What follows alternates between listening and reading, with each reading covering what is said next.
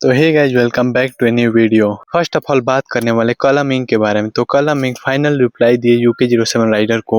जी हाँ guys, UK07 rider जो live आकर इतना बड़ा स्टेप लिए थे एंड वो हॉस्पिटलाइज हैं। इसके बाद उनके कोई भी फैमिली मेंबर उनसे मिलने नहीं गए एक्सेप्ट उनकी वाइफ। वो रिप्लाई दिए। ऑल्सो काफी सारे लोग जो कह रहे हैं कि कुछ भी हुआ है फैमिली के बीच में, एक मौका जरूर देना चाहिए UK07 राइडर को। क्यों नहीं दे रहे हो मौका? इसके ऊपर कॉलमिक रिएक्ट किया। ऑल्सो UK07 राइडर जो लाइव आकर इतना बड़ा स्टेप लिए, इसके बाद उनके फैमिली के बहुत ही ज्यादा थ्रेट मिल रहे हैं। इसी के ऊपर बात की। ऑल्सो UK07 राइडर जो कुछ दिन पहले की स्टोरी डाले थे वीडियो अपलोड करने से पहले, जिसमें उन्होंने कहा था कि उनके ऊपर लैंड अटैक किया जा रहा है, उनको मारने की कोशिश की जा रही है। इसी के ऊपर कॉलमिक रिएक्ट करते हुए ये कहे, आप उनका ये वीडियो देख सकते हो। तो आप उसका भी सबूत दे, मेरे पे एक जांच बिठाई जाए। अगर मैंने उसकी एक सुई बराबर भी कोई प्रॉपर्टी हड़पी है, मेरे पे केस चलाया जाए और सच सामने लाया जाए। कुछ आरोप ऐसे हैं कि भाई मेरे को मेंटली टॉर्चर किया गया, मेरे पीछे मेरे को मारने फिर रहे हैं, मेरे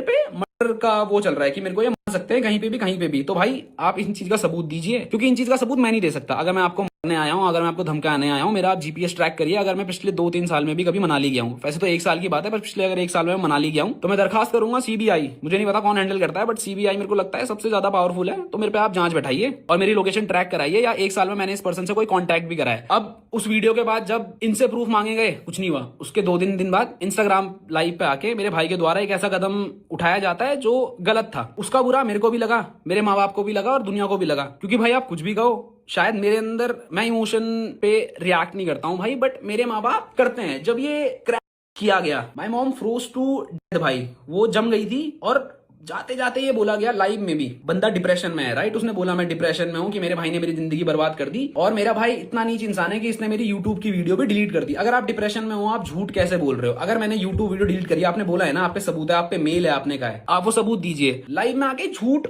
बोल रहा है और कह रहा है मैं डिप्रेशन में हूं। मान लिया भाई आप डिप्रेशन में हो, बट अभी भी मैं कहूंगा वो डिप्रेशन नहीं है, वो साइकोटिक बिहेवियर है। उत्तराखंड पुलिस, अगर आप ये वीडियो देख रहे हो मेरी वाली, तो मैं चाहता हूं आप मेरे भाई की उस लाइव इंस्टाग्राम पे कार्रवाई करें। और अगर मैं, मेरा परिवार या कोई भी इंसान जिसका उसने नाम लिया है, अगर उसके डिप्रेशन के पीछे या उसके लांछनों को सही साबित करते हो, तो उत्तराखंड पुलिस मैं हाथ जोड़ के निवेदन करूंगा, आप इस पे कार्रवाई बैठाओ। और अगर मैं गलत हूं, मेरे को जेल के पीछे भेजो। लाइव में एक ऐसा कदम उठाया गया जो गलत था, बट क्या वो सही था? अभी तो लोग इसलिए सपोर्ट में है कि वो इंसान बच गया। भाई ऊपर वाले का शुक्र है कि वो इंसान बच गया। अगर उस इंसान को कुछ भी हो जाता तो सच तो ठीक है भाई, आता 8-9 1 साल बाद बाहर, पर शायद तब तक मेरे घर वालों को जला देते। आप 8 मिलियन पे बैठे हो भाई, आपके करोड़ों फैंस हैं, आपने लाइव आके ये बोल दिया मेरी मौत की जिम्मेदार मेरी माँ बाप, भाई मेरी पत्नी होगी। आपको पता है उसके बाद मेरे घर के बाहर कितनी भीड़ लगी है? लोग मेरे को और मेरे माँ बाप को मारने की धमकियां दे रहे हैं कि आपको जिंदा देंगे अगर आप कहीं बाहर दिख गए। तो आपने क्या ये रिस्पॉन्सिबल काम करा? आपने हाईवे में 150 की स्पीड में गाड़ी ठोक दी। शुक्र है आप बच गए, और शुक्र है कि कोई और भी नहीं। भाई लोग अभी क्या लगे हुए हैं कि भाई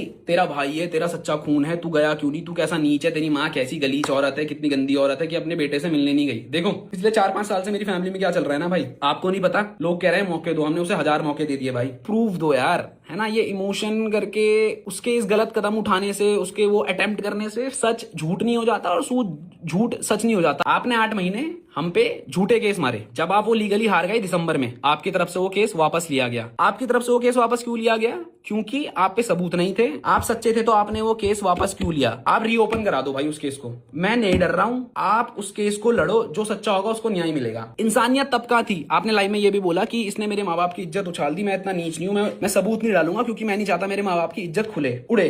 तो क्या जब आपने वो 8-9 महीने पहले एक झूठा केस हम पे लगाया, उससे इज्जत नहीं उड़ी? क्या समाज में हमारी थू नहीं हुई? अब बात करते हैं सिंपैथी की। भाई वो डिप्रेशन में है। भाई जब ये झूठा केस पड़ा था, मेरे बाप की हिस्ट्री सबको पता है। My dad is suffering from, like उनको ब्रेन स्ट्रोक पड़ते हैं, 2-3 बार उनको पड़ चुका है, उसकी मेडिकल हिस्ट्री सारी है। आपने क्यों नहीं सोचा कि ये झूठे केस से अगर मेरे बाप को कुछ हो गया, उसका जिम्मेदार कौन? आपने तो झूठे केस डाल दिए, आपने सबूत नहीं दिए, लीगली आप वो केस हार गए। तब आपकी इंसानियत कहां थी? आपका बाप मर सकता था। अगर मेरे को फेम चाहिए होता, बहुत लोग कह रहे हैं ना भाई इसने क्लाउड के लिए ये सब करा है, क्या मैं ये चीज पहले सोशल मीडिया पे लाया? बिल्कुल नहीं। क्या मैंने आप पे झूठे केस मारे? बिल्कुल नहीं। अगर मारे तो आप सबूत दो, ये इमोशन करके जनता का बेवकूफ मत बनाओ। मेरी माँ को भी बहुत चीजें झेलनी पड़ी समाज में। आपके लिए सोशल मीडिया सब कुछ होगा, बट मेरे डैड के लिए और मेरे माँ बाप के लिए उनकी सोशल सामाजिक इज्जत, उनके रिश्तेदारों की इज्जत बहुत बड़ी है। And talking about my father, he is very आगे बढ़ते हैं बात करने वाले आशीष चंचलानी के बारे में। तो आशीष चंचलानी अपने एकाकी प्रोजेक्ट का एग्जैक्ट बजट रिवील किया। उन्होंने एक रिसेंट इंटरव्यू में बताया कि तुम्बाड़ मूवी जिसका budget range was around 15 crore, उन्होंने एडमिट किया कि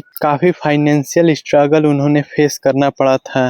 वो एक कॉस्ट शीट भी बनाए थे कैलकुलेट करने के लिए कि एक दिन में कितना खर्चा हुआ। गेस व्हाट, उनके एक दिन के शूट में 5 से 6 लाख लग रहे थे।